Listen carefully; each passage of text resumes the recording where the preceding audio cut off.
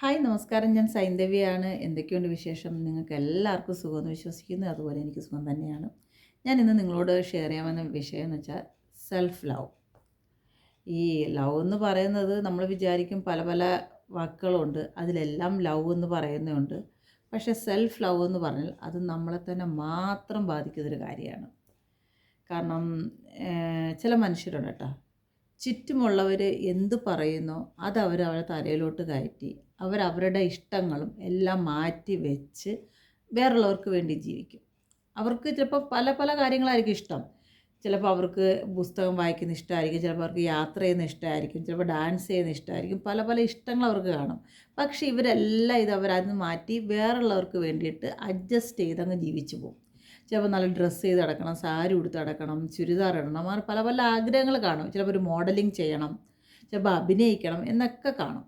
പക്ഷേ ഇവരുടെ ആഗ്രഹങ്ങളെല്ലാം ഇവർ മാറ്റി വെച്ചിട്ട് ഇവർ വേറുള്ളവർക്ക് വേണ്ടിയിട്ട് ജീവിക്കും. ഇവരുടെ ഇഷ്ടങ്ങൾ വരെ മാറ്റി വെക്കും. അന്നേരം ഇവർ ആ ഇഷ്ടങ്ങളിലേക്ക് ഇവർ പോകുമ്പം ഇവർ ചെയ്യുന്നത് ഇവരെ തന്നെ കൊല്ലുക ചെയ്യുന്നത്. ഇവരുടെ ഇഷ്ടങ്ങൾ ഇവർ നോക്കില്ല, ഇവരുടെ രീതിയിൽ ഇവർ ഒരുങ്ങി നടക്കില്ല.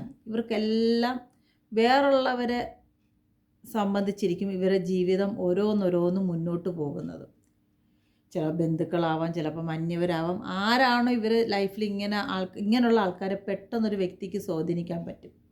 കാരണം അവർ എന്തിനും ഇവരൊപ്പം കൂടെ നിൽക്കും.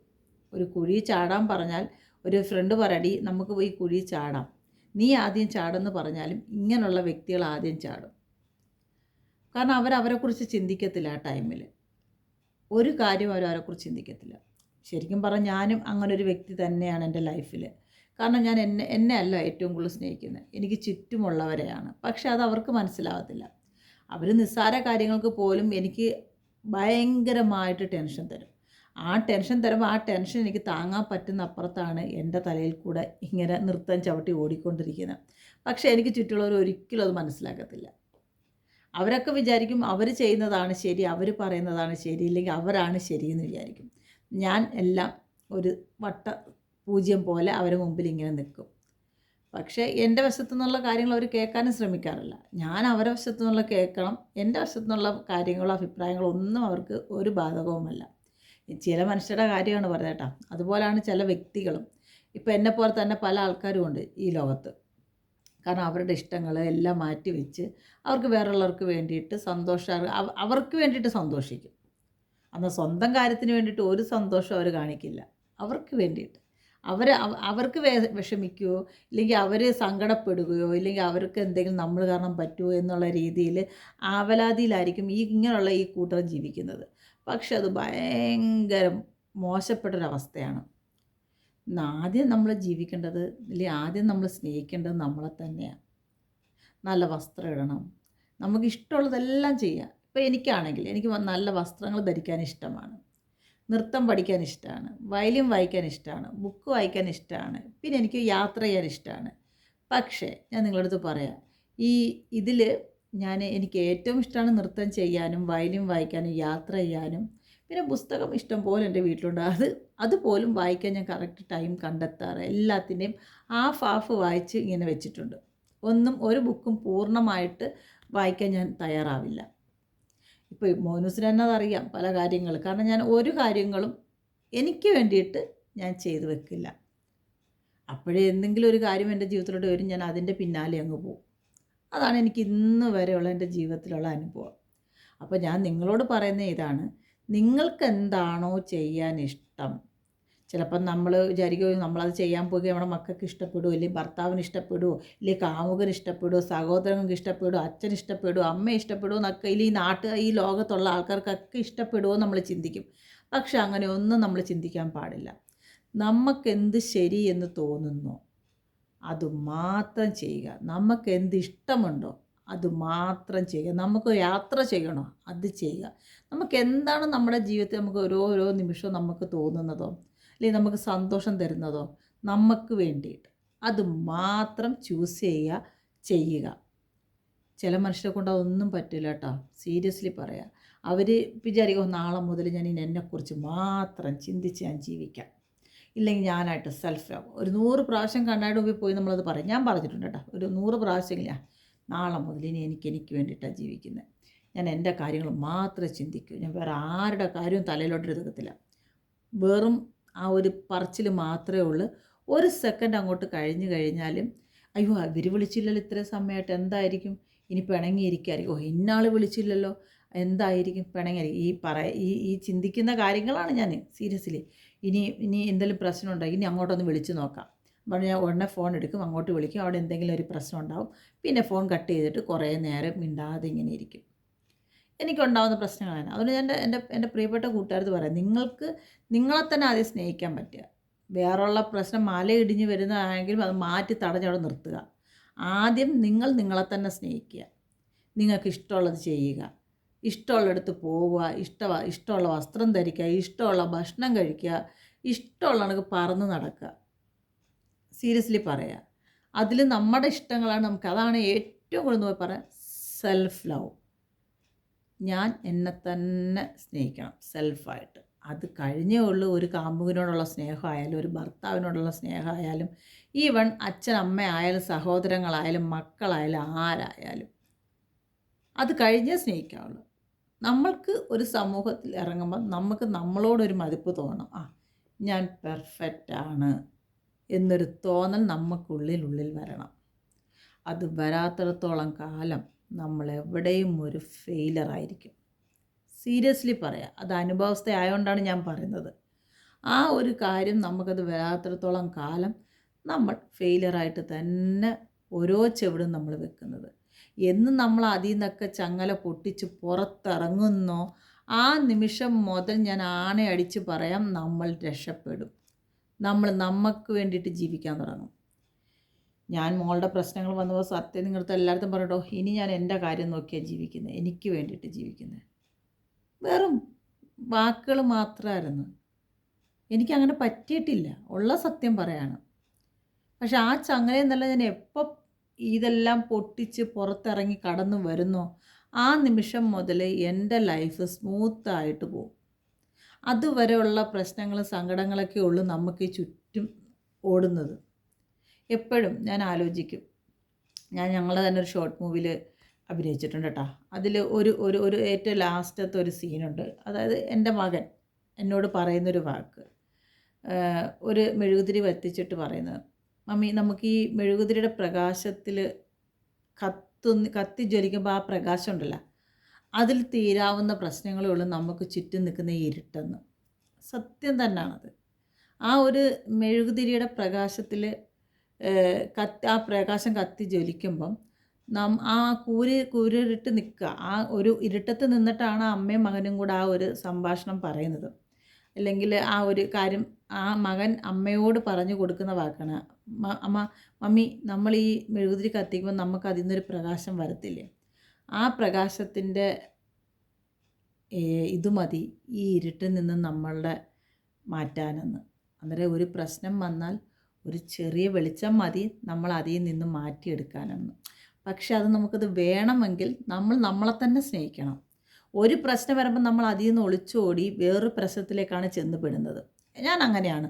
ഒരു പ്രശ്നത്തിൽ നിന്ന് ഒളിച്ചോടി വേറൊരു പ്രശ്നത്തിൽ ചെന്നുപെടും, അവിടെ നിന്ന് ഒളിച്ചോടി വേറൊരു പ്രശ്നം. അതാണ് ഞാൻ ഇന്ന് വരെ എൻ്റെ ജീവിതത്തിൽ ഞാൻ ഓരോന്ന് ഫോളോ ചെയ്ത് പോയിട്ടുള്ളത്. പക്ഷേ എന്നിട്ടും ഞാൻ പഠിച്ചിട്ടില്ല. എന്നിട്ട് പോലും ഞാൻ ഈ ചെയ്യുന്നതൊക്കെ തെറ്റാണ്, ഇനി എനിക്ക് നാളെ മുതൽ എനിക്ക് വേണ്ടി ജീവിക്കണമെന്ന് വിചാരിച്ചാൽ പോലും എൻ്റെ ജീവിതത്തിൽ അത് നടപ്പാക്കുന്ന കാര്യങ്ങളല്ല. പക്ഷെ ഞാൻ ഇപ്പോൾ ഒരു തീരുമാനം എടുക്കുകയാണ്. കാരണം നമ്മളങ്ങോട്ട് ചെറുപ്പമായി വരുമല്ല, ഏജ് കൂടി വരികയാണ്. ആ വരുന്ന സമയത്ത് ഞാൻ ഇപ്പോഴെങ്കിലും എനിക്ക് വേണ്ടിയിട്ട്, ഇല്ലെങ്കിൽ ഞാനെന്ന് പറയുന്ന സൈന്ധവിക്ക് വേണ്ടിയിട്ട് സൈന്ധവി ജീവിച്ചില്ല എന്നുണ്ടെങ്കിൽ സൈന്ധവി കുറേ കാലം കഴിയുന്തോറും സൈന്ധവി വെറും ഒരു സീറോ ആയി എല്ലാവരുടെ മുമ്പിലും ഇങ്ങനൊരു ചിഹ്നമായി നിൽക്കും. അത് ചോദ്യചിഹ്നം. കാരണം ഈ ചുറ്റുമുള്ളവരൊക്കെ അവരുടെയൊക്കെ ജീവിതവും അവരുടെയൊക്കെ കാര്യങ്ങളും തിരക്കി അവരൊക്കെ അങ്ങ് പോകും. പോയിക്കഴിഞ്ഞാൽ നമ്മളിപ്പോഴും നമ്മൾ തിരിഞ്ഞൊന്ന് നോക്കുമ്പോൾ നമ്മൾ കാണുന്ന എന്തോ നമ്മളൊന്നും ആയിട്ടില്ല, എവിടെ ആയിട്ടില്ല. ജീവിതത്തെ വാർദ്ധക്യത്തിലോട്ട് വന്ന് നിൽക്കുന്നു, കാലം കയറുമായിട്ട് വന്ന് നിൽപ്പുണ്ട് കൊണ്ടുപോകാനേ. അപ്പം നമ്മൾ തിരിഞ്ഞു നോക്കാൻ പുള്ളി തന്നെ പറയും, നിങ്ങളൊന്ന് തിരിഞ്ഞു നോക്കൂ നിങ്ങളുടെ ജീവിതത്തിൽ. കാരണം നമ്മളപ്പം പുള്ളിയോട് ആവശ്യപ്പെടും, കാല എനിക്ക് ഒരു നിമിഷമെങ്കിലും ഈ ഭൂമിയിൽ ജീവിക്കാൻ ഒരവസരം കൂടെ തരുമെന്ന് പറയുമ്പോൾ കാലൻ തിരിച്ച് എന്നോട് പറയും, സൈന്ധവി നീ ഒന്ന് പിന്നോട്ട് തിരിഞ്ഞു നോക്ക് നിൻ്റെ ജീവിതം. അപ്പം നിനക്ക് മനസ്സിലാവും നിനക്ക് ഇത്രയും കാലം കൊണ്ട് നീ നിനക്ക് വേണ്ടി ജീവിക്കാൻ മറന്നുപോയെന്ന്. 100% ഉറപ്പാണ്. എന്നാൽ ഞാൻ എൻ്റെ പ്രിയപ്പെട്ട എല്ലാ കൂട്ടുകാരോടും പറയാണ്, നിങ്ങളെ തന്നെ മനസ്സിലാക്കണം. ഫസ്റ്റ് ജീവിതത്തിൽ നിങ്ങളെ തന്നെ ഫസ്റ്റ് മനസ്സിലാക്കി ഓരോ നിമിഷവും നിങ്ങൾക്ക് വേണ്ടിയിട്ടൊന്ന് ജീവിച്ചു നോക്ക്. ഹസ്ബൻഡ് ഉണ്ടായാലും ഇനി ഭാര്യ ഉണ്ടായാലും മക്കളുണ്ടായാലും മരുമക്കളുണ്ടായാലും കൊച്ചുമക്കളുണ്ടായാലും ഇനി അമ്മുമ്മയായാലും അപ്പൂപ്പനായാലും നിങ്ങളെക്കുറിച്ച് തന്നെ ഒന്ന് ചിന്തിച്ച് നിങ്ങളെ തന്നെ സ്നേഹിച്ചു നോക്ക്. അപ്പോൾ ഞാൻ ഈ പറഞ്ഞതിൻ്റെ അർത്ഥം മനസ്സിലാവും. അതുവരെ നിങ്ങൾ വിചാരിക്കും ഞാൻ ഈ പൊട്ടത്തരാ പറഞ്ഞതെന്ന്. പക്ഷെ ഒരിക്കലുമല്ല. ചില മനുഷ്യർ പറയും, ഞാൻ ജീവിച്ച് എൻ്റെ ജീവിതം മൊത്തവും തീർത്തു. ഞാനും പറഞ്ഞിട്ട് എൻ്റെ മകളോട്, എൻ്റെ ജീവിതം നിനക്ക് വേണ്ടിയിട്ടാണ് ജീവിച്ച് തീർത്തതെന്ന് ഒരു പ്രാവശ്യം ഞാൻ അവളോട് ചോദിച്ചപ്പോൾ അവൾ എന്നോട് ചോദിച്ച മറുപടിയാണ്, ഞാൻ പറഞ്ഞോ മമ്മി എനിക്ക് വേണ്ടിയിട്ട് മമ്മിയുടെ ജീവിതം ജീവിച്ച് തീർക്കാനെന്ന്. ശരിക്കും അവൾ പറഞ്ഞത് കറക്റ്റാണ്. അവളൊരിക്കലും എന്നോട് ആവശ്യപ്പെട്ടില്ല അവൾക്ക് വേണ്ടിയിട്ട് ജീവിക്കാൻ. ഞാനെടുത്ത ഡിസിഷനാണത്. എൻ്റെ ഡിസിഷനായിരുന്നു. എൻ്റെ മകളെ നോക്കണം, എൻ്റെ മോളെ ഹല്ലല്ലാത്ത വളർത്തണം എന്നൊക്കെ ഞാനെടുത്ത തീരുമാനമാണ്. പക്ഷേ അത് അവൾ എന്നോട് ചോദിച്ചാൽ കറക്റ്റാണ്. ഞാൻ മമ്മിയോട് പറഞ്ഞോ, അല്ലെങ്കിൽ മമ്മി ഒരു വിവാഹം കഴിക്കണ്ടെന്ന് ഞാൻ മമ്മിയോട് പറഞ്ഞോ എന്നവൾ ചോദിച്ചത് കറക്റ്റ് ആൻസറാണ്. എന്നോട് ചോദിച്ച ചോദ്യം കറക്റ്റാണ്. എനിക്കതിന് ആൻസറില്ല തിരിച്ച് മറുപടി കൊണ്ട് കൊടുക്കാൻ. അങ്ങനെയല്ല ഇങ്ങനെയാണെന്ന് പറയാൻ എൻ്റെ കയ്യിൽ ആൻസറില്ല. കാരണം അവളൊരിക്കലും എന്നോട് ആവശ്യപ്പെട്ടിട്ടില്ല നിങ്ങൾ കല്യാണം കഴിക്കേണ്ടെന്നും നിങ്ങളുടെ ജീവിതം എനിക്ക് വേണ്ടി ഹോമിച്ച് തീർക്കണമെന്നും അവൾ എന്നോട് ഒരിക്കലും പറഞ്ഞിട്ടില്ല. അത് ഞാൻ ചെയ്തത് എനിക്ക് എന്നോട് പോലും സ്നേഹം ഇല്ലാത്തത് കൊണ്ടാണ് ഞാൻ വേറൊരു ലൈഫിലോട്ട് പോകാതെ എൻ്റെ മകളെ ഇങ്ങനെ പിടിച്ചു വെച്ച് ഞാൻ ജീവിച്ചത്. അത് ഞാൻ ചെയ്ത തെറ്റാണ്. അത് നമ്മൾ മനസ്സിലാക്കി വരുമ്പോഴത്തേക്ക് കാലങ്ങൾ നമ്മൾ ഒത്തിരി കഴിയും. പക്ഷെ ആ തിരിച്ചറിവ് നമുക്ക് എപ്പോഴുണ്ടാകുന്നോ അപ്പോഴാണ് നമുക്ക് നമ്മളെ തന്നെ സ്നേഹിക്കാൻ പറ്റുന്നത്.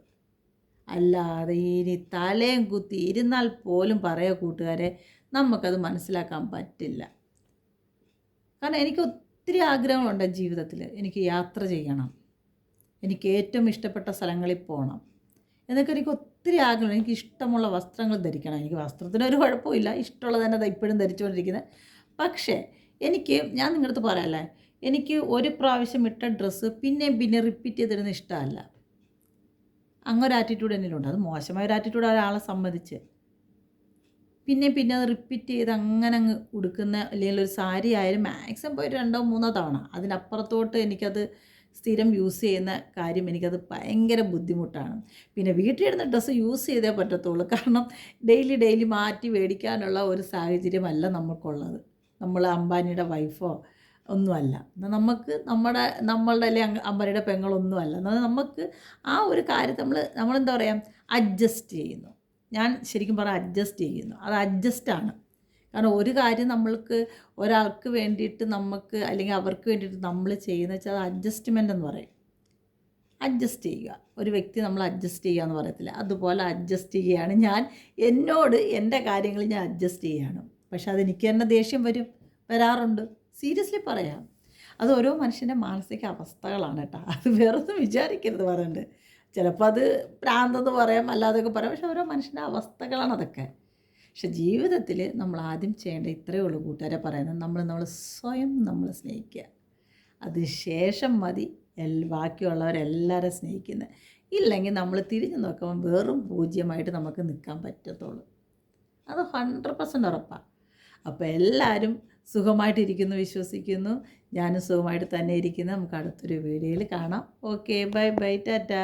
അപ്പോൾ മറക്കണ്ട, ലവ്, അതുപോലെ സെൽഫ് റെസ്പെക്റ്റും വേണം, ലവും വേണം. ഇതെല്ലാം അടങ്ങിയതാണ് സെൽഫ് ലവ് എന്ന് പറയുന്നത്. നമ്മൾ എത്രത്തോളം നമ്മളെ സ്നേഹിക്കുന്നതോ അത്രത്തോളം നമ്മുടെ ആയുസ്സും ആരോഗ്യവും സൗന്ദര്യവും കൂടും. ഇല്ലെങ്കിൽ ഗുഹ അതാവും. ഉള്ളത് പറയാണ്. അതുകൊണ്ട് എല്ലാവരും ഇന്ന് മുതൽ, ഇപ്പം ഞാൻ തീരുമാനം എടുക്കുകയാണ്, ഞാൻ ഇന്ന് മുതൽ എന്നെ തന്നെയാണ് ഏറ്റവും കൂടുതൽ സ്നേഹിക്കുന്നത് എന്ന് തീരുമാനമെടുത്താൽ അത് നിങ്ങളും എടുക്കുക. നിങ്ങളെ തന്നെയാണ് നിങ്ങൾ കൂടുതൽ സ്നേഹിക്കുന്നത്. കാരണം അപ്പം നമുക്ക് എന്താ പറയുക, നമുക്ക് നമ്മുടെ കാര്യങ്ങൾ ചെയ്യാനുള്ള സമയം കിട്ടും, ഭക്ഷണം കഴിക്കാനുള്ള സമയം കിട്ടും, നമുക്ക് വെള്ളം കുടിക്കാനുള്ള സമയം കിട്ടും. നമ്മൾ വേറെയുള്ള കാര്യങ്ങൾ ആലോചിച്ച് നമുക്കിതൊന്നും ചെയ്യാൻ പറ്റും. ഞാനിപ്പോൾ ഒരു 10-15 ദിവസമായിട്ട് ഞാൻ വീക്കാണ്. അത് പൊതുവേ ഞാൻ പറയാം, വീക്കാണ്. എന്നെക്കുറിച്ച് ശ്രദ്ധിക്കാറേ ഇല്ല ഒരു കാര്യങ്ങൾ. ഈവൻ വെള്ളം പോലും കറക്റ്റ് സമയത്ത് കുടിക്കാറില്ല. അതിൻ്റെ ബുദ്ധിമുട്ടുകളൊക്കെ എനിക്ക് വന്നു തുടങ്ങി. മോനുസിനോട് പറഞ്ഞാൽ മോനുസ് എന്നെ കൊന്നു കളയും. കാരണം വീണ്ടും മരുന്ന് ആ ഒരു സിറ്റുവേഷനിലോട്ട് പോകേണ്ട സാഹചര്യങ്ങൾ വന്ന് തുടങ്ങിയെന്ന് തന്നെ എനിക്ക് തന്നെ ഫീലായി തുടങ്ങിയിട്ടുണ്ട്. അപ്പോൾ നമ്മളെന്താ ചെയ്യേണ്ടത്? അത് നമ്മളെ തന്നെ നമ്മൾ മനസ്സിലാക്കി, നമ്മളെ റെസ്പെക്റ്റ് കൊടുത്ത്, നമ്മളെ സ്നേഹിച്ച് നമ്മൾ ജീവിക്കാൻ തുടങ്ങുക. അപ്പോൾ എല്ലാം ശരിയാവും. അപ്പോൾ വീണ്ടും അടുത്തൊരു വീഡിയോ ആയിട്ട് വരും വരെ ഓക്കെ, ബൈ ബൈ, ടാറ്റാ.